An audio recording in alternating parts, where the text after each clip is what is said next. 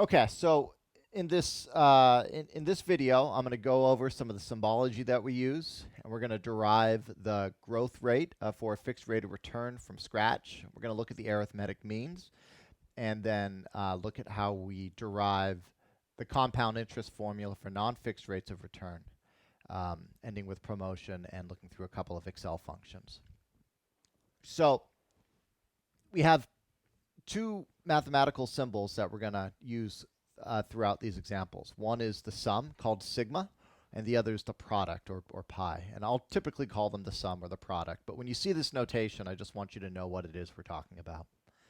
So this first one is, let's say you have a set of numbers, like 1, 2, 3, 4, 5, and you want to add them all up.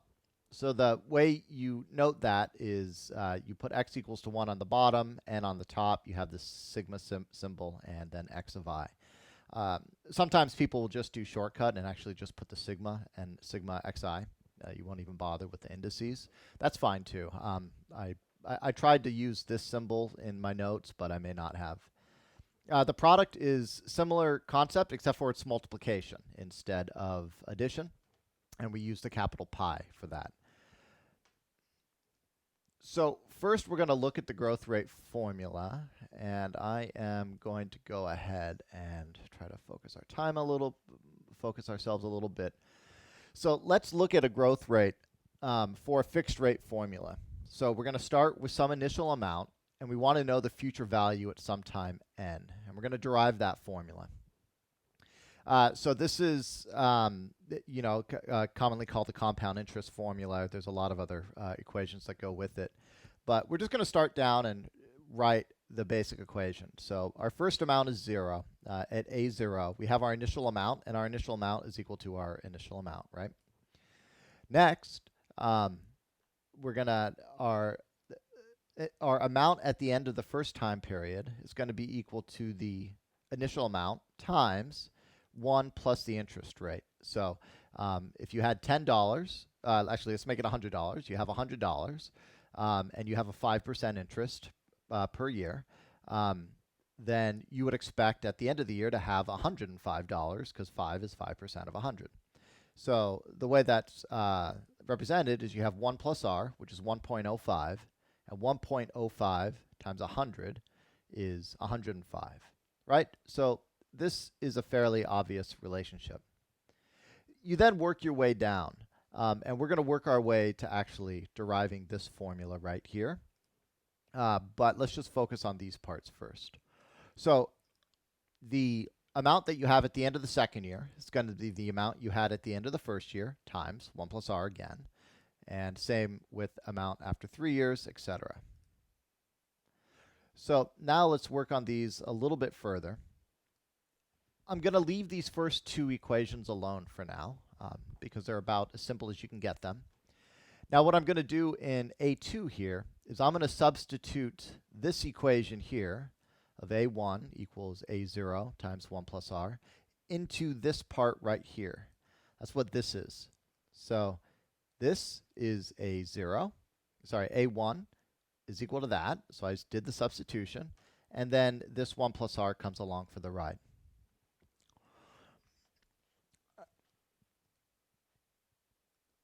When we solve then for A1, you notice we have the 1 plus r and the 1 plus r. And so that's 1 plus r squared times A0. And so now we're going to do the same thing for this equation in our third time unit, or a equals to 3. We have A2 times 1 plus r. Well, we just solved A2 in terms of A0 and 1 plus r. So we're going to plug that in here.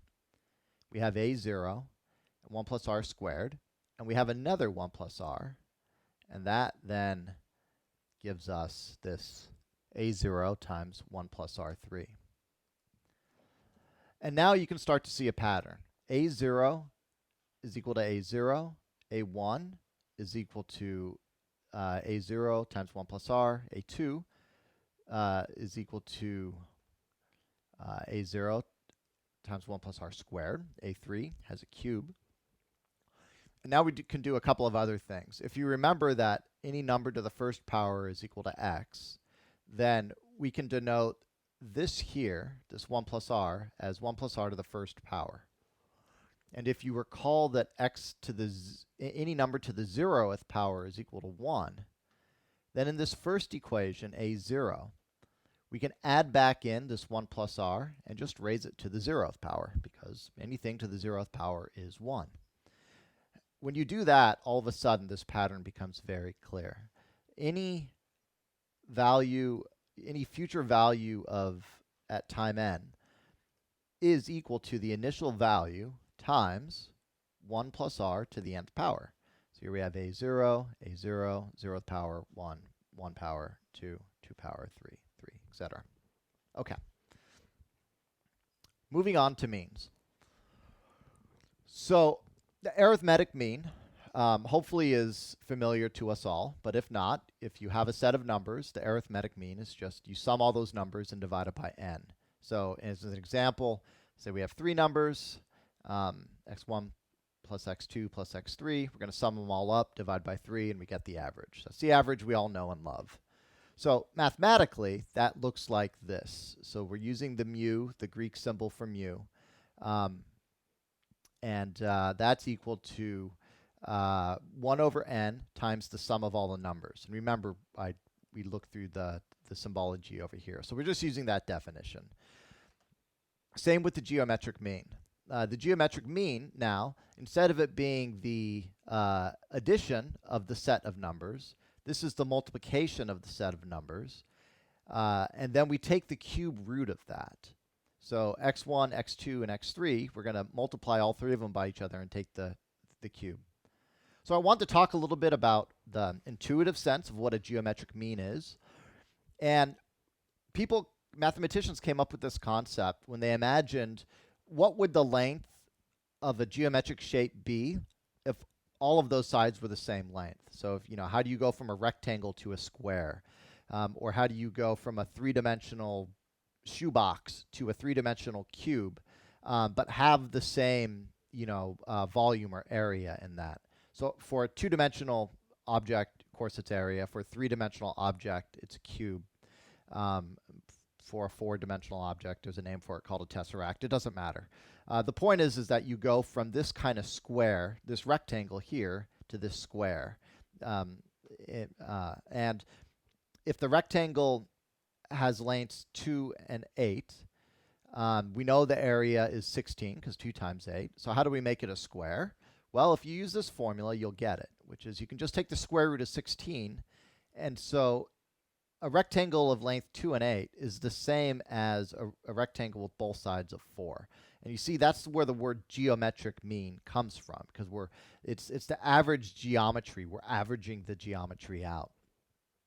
So mathematically, that starts to look a little bit more complicated, but it really isn't. So the question is there an average length of all the sides that when they all are multiplied by each other, so that's to the nth power, that's the same as multiplying all of the individual numbers together? And there is a very easy way to solve this. The inverse of a power is to take a root of that power.